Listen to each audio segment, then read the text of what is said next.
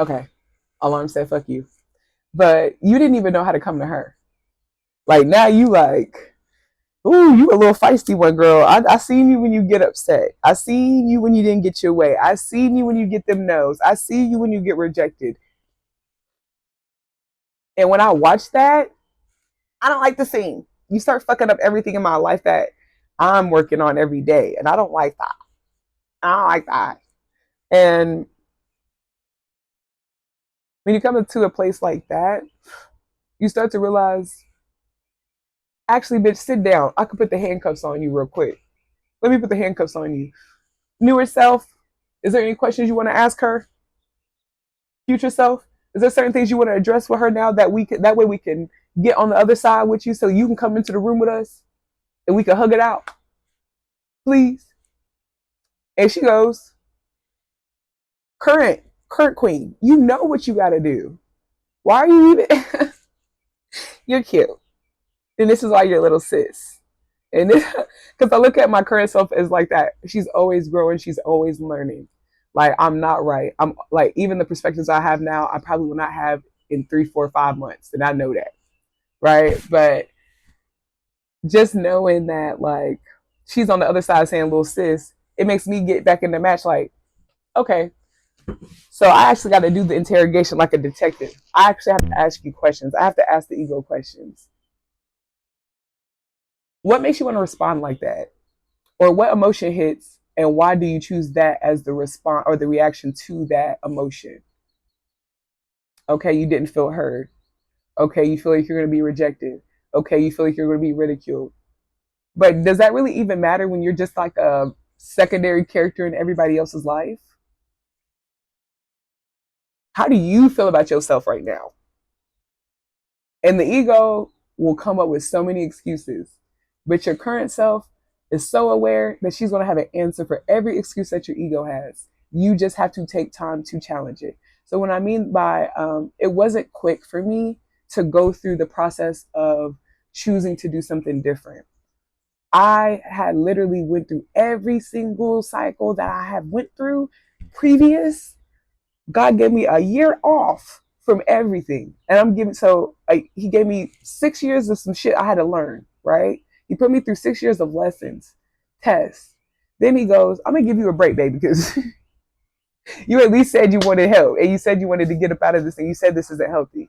At least you asking for a life raft because you got a lot of people around you who is literally they just rather drown. They like to have the excuse to drown. And you have to show them something different. Because a lot of times we only learn by being around others. And so when you see other people not making a big fuss of like shit that happens, it makes you want to start, hold on, you handle that shit like it was nothing. You handle that shit like it was I ain't gonna say a toll because nobody take care of them. You handle that shit like it was a phone bill or your Spectrum. You make sure that shit was on though, right? And oh, I got lighted again. But from that, right, in that moment, God gave me an hour or a year. I call it an hour because He gave me an hour. An hour is long when you in the spiritual because there ain't no time frame. And He's like, "Girl, I need you to tend to yourself now because you already died. Okay, but I need you to realize the storm is over now. I feel like I can make it. The storm is over now." Okay, if you get it, you got it. Right? So through that, the storm is over now. He put me in a space that He said, okay, I'm going to get you back right. You're going to get yourself right this time. You're going to save yourself. And I did, right? And I get myself back on track. As soon as I get back on track, here come the distractions. And I wouldn't say they're the distractions. Here comes the test. Because let's call them what they are. Let's stop giving excuses to things that we love to make an excuse instead of just calling it what it is, truth. We start coming up, we have the test form. And those tests are going to look like similar tests from before, but they're going to have different humans behind them, different souls tied to them, right? And when you have those souls tied to it, you're going to fall in love with different aspects, but also they're going to have some familiar aspects that you love about them, which is why it's a test. And you're going to fall in love, And it's really just to see, are you really going to be operating in your highest self? Did you learn from the last time? And you're going to go through it. And depending on how long you are going to either A, run, B, sit stagnant and just allow life to happen,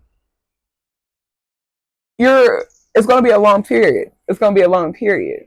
And I did a podcast episode a little bit ago about feeling like all the seasons I went through last year and going into this year. But I realized that now when I'm going through these situations, they're going through quicker. Meaning when I'm operating in these spaces, I'm able to realize it's a test quicker.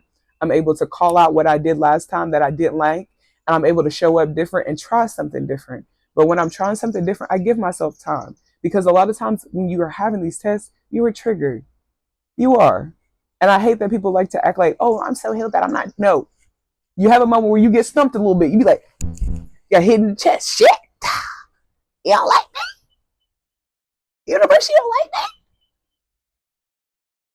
But it's necessary because it's like, no, you're aware. I'm hitting you in your chest because you're aware. I'm hitting you in the chest because this feels like something similar. I'm hitting you in the chest because this, if you're liking this, that means you did not learn from last time. And you aren't moving through it like you should be to get to the other side, which is where Queen, future self, comes in with current self, and they evolve. They become a Power Ranger. They become a Transformer. She becomes Storm. But no, so when I went through these, even this, coming up to these past few weeks, I've had situations that happen. Okay, we hear you. What's the message? Okay. All right. They spitting. If you don't speak bird, you missing out. But no, from there, I was going through the situations, and this time I decided to do something I didn't do last time. I know I'm going to overcome every situation I go through. I know it. Do I want to go through it? Hell no. But do I go through it? Hell yes. Is there always another reward on the other end? Hell yes. So is that why you keep doing it? Hell yes. Hell yeah. Through those though, the thing that I did not do before that I did in this month, that to get back to reality check, is I decided to give myself space in between. I realized time is going to work for me, not against me, if I take it and I stay still in it.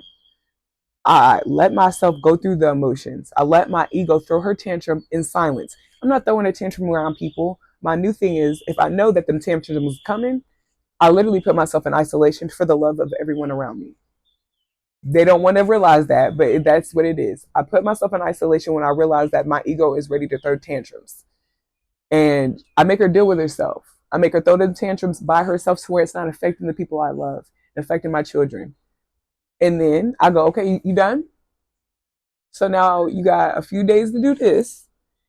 And now your mind's clear because you let yourself go through the emotions. Now you can create new ideas, create new opportunities, go about the problem or situation a different way. And me doing that, it's like me working with myself. It's like all my beautiful babies over here, right? In seasons, these are not as beautiful as they are. And if I did a whole spin on my block right now, you'd be like, okay, yeah, I definitely see exactly what you mean. There's certain seasons where certain things make sense. And then there's seasons where it doesn't. And you have to be okay with tending to it in that season and being able to let go when it don't serve that season no more. And when you do those two things, baby, she start kind of playing with the doorknob. I'm like, that's not playing. Come on in, you know, you like this hug. I be flirting with my future self. Come on in, hug, get this love. Get this love. Oh man. And another thing I guess I should address that was also very healing is letting go of pride this month. That was something that my pride, I will mask my pride in I ain't telling y'all shit. Because if I don't tell y'all shit, you can't have a reaction to it. You can't help me. You can't do nothing about it. You gotta just be in the unknown. And ignorance is bliss, baby. And I realized sometimes that hurts me more than it helps me. because a lot of people know me that truly love me, right?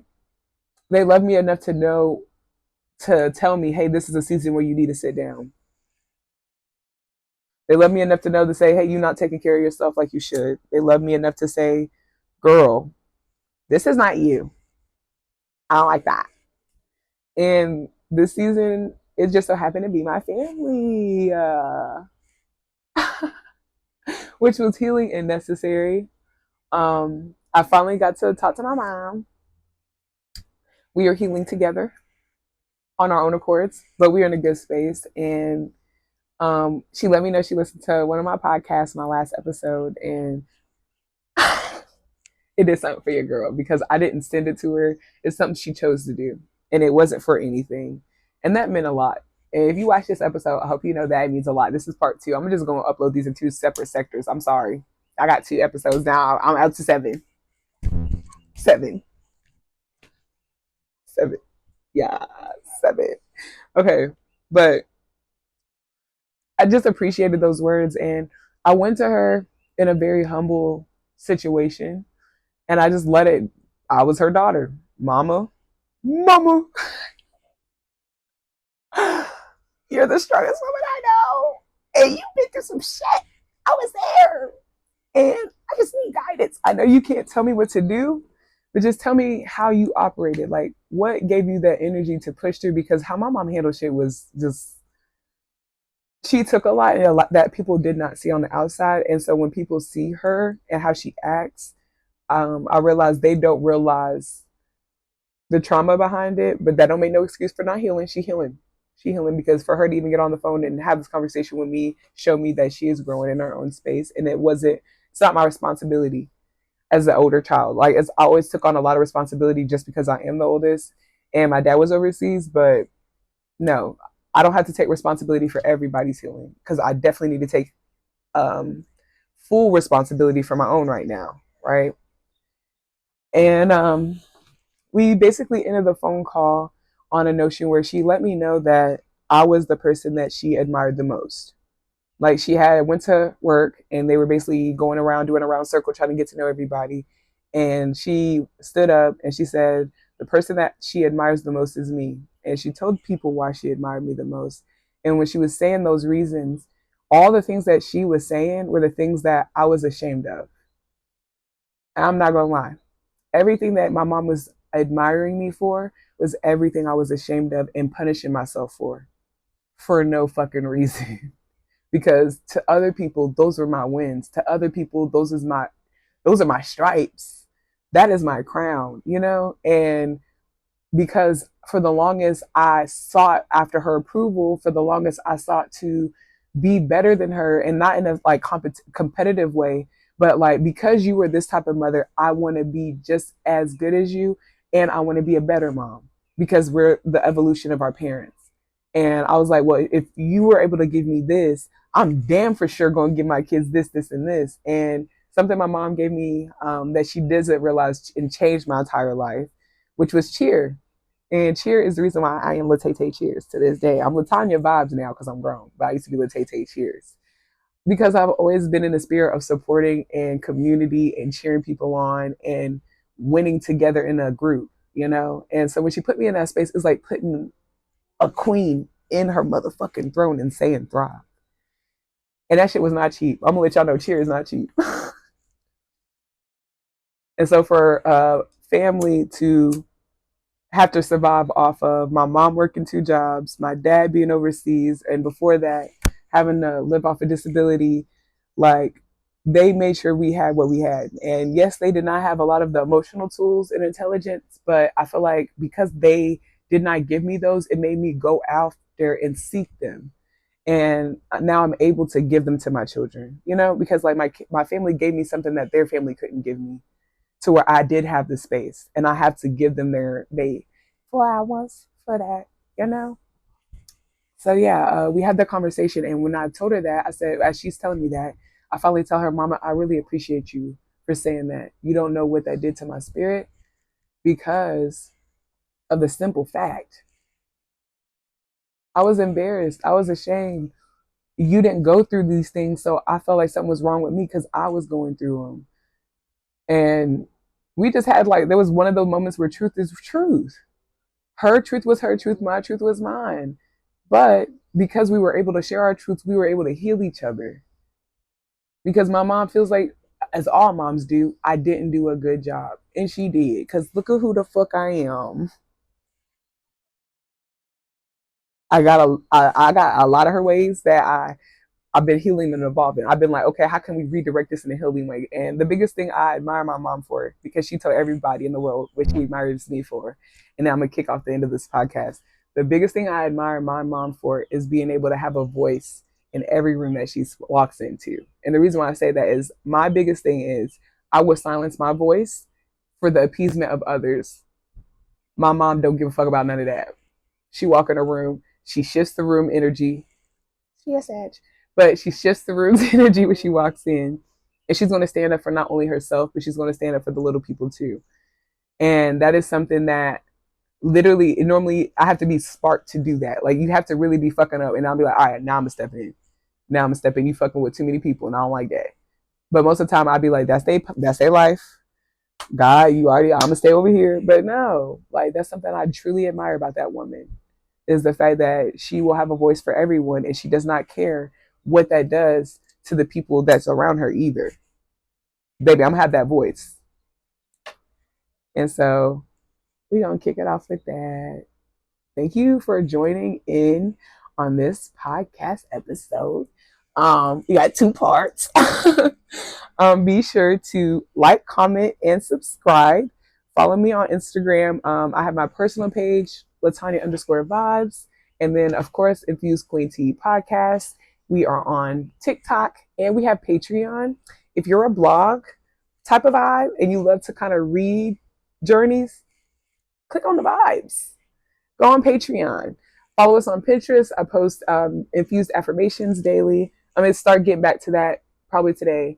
And yeah, let's close it out. I love you guys. We did it. Number 7.